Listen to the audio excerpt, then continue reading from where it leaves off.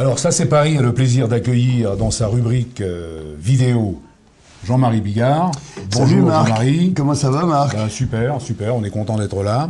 Moi aussi, je suis content que vous soyez là. Et vous aussi, bien sûr. Voilà. Donc notre audience est principalement composée d'élus de comités d'entreprise. Oui.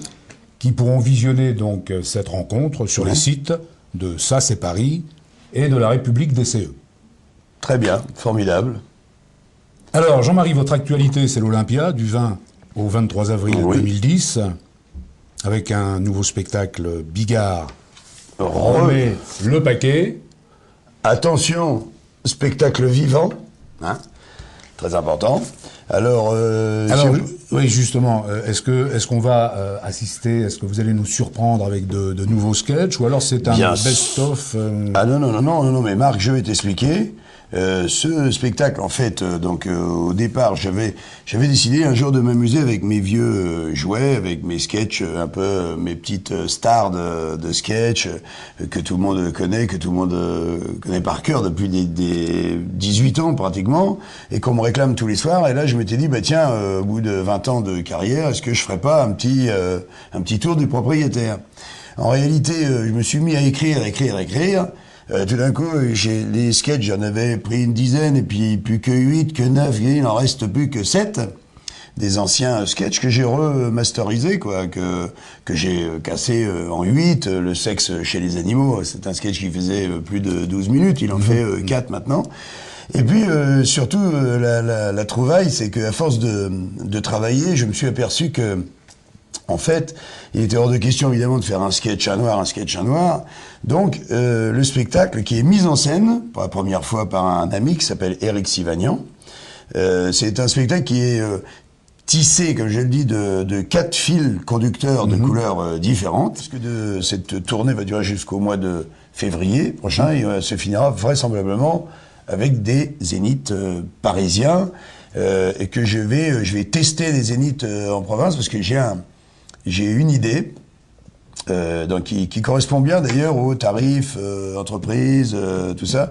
Et pour lutter contre le pouvoir d'achat, et pour le faire vraiment, pas pour rigoler, c'est de faire des zéniths prestige. Je suis avec Cheyenne Productions sur cette tournée d'automne, et avec Coco, mon Coco que j'ai vu grandir, maintenant que j'ai 20 ans de carrière, et qui a une très très belle société, donc avec qui je suis associé pour faire cette tournée.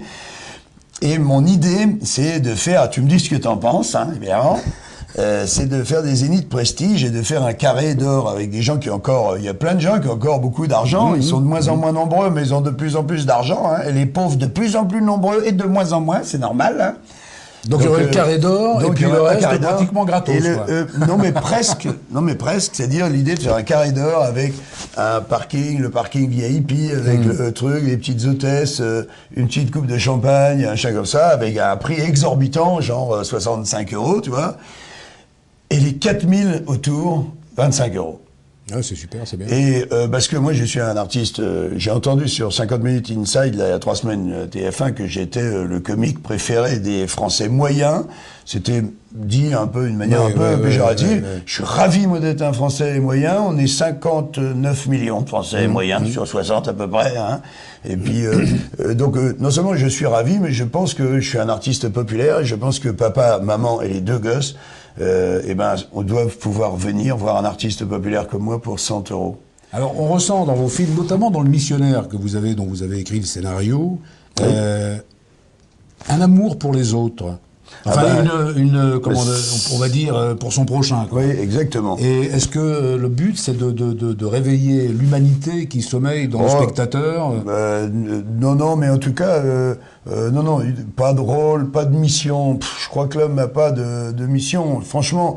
Non, mais il touche quand même. Bien sûr. Par contre, sa beauté à l'homme, c'est que s'il a du cœur, ça en fait un être humain plus merveilleux, quoi. Donc je trouve que c'est vachement bien de s'occuper de son prochain. C'est drôle que tu me dises ça, parce qu'il y a un grand neurologue qui a lu mon livre, il m'a dit exactement la même phrase que toi. Il me dit, on a le sentiment, ça se sent, on a le sentiment que tu as envie que tu aimes ton prochain. Mais les comités d'entreprise, Jean-Marie, ça t'évoque quelque chose? Tu as déjà dans le passé bénéficié des avantages que pouvait offrir un CE? Mais bien sûr, et tout mon entourage, et mes frères et mes sœurs et tout, c'était vraiment, ça a été une des premières joies quand mes frères et sœurs, ils sont travaillé à la petite usine qui était à côté de chez moi il y a longtemps, parce que je raconte ça dans mon spectacle.